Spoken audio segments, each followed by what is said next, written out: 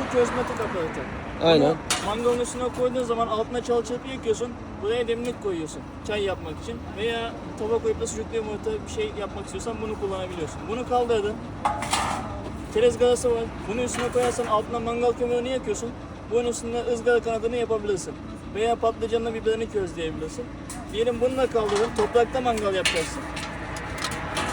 Altta çorumlu çekini yakıyorsun. Bunun üstünde et, balık, kavurma, köfte, sucuk, menemen ne istiyorsan pişirebilirsin. Ayrıyetten kapağı var. Ayrıyetten maşası var. Öyle.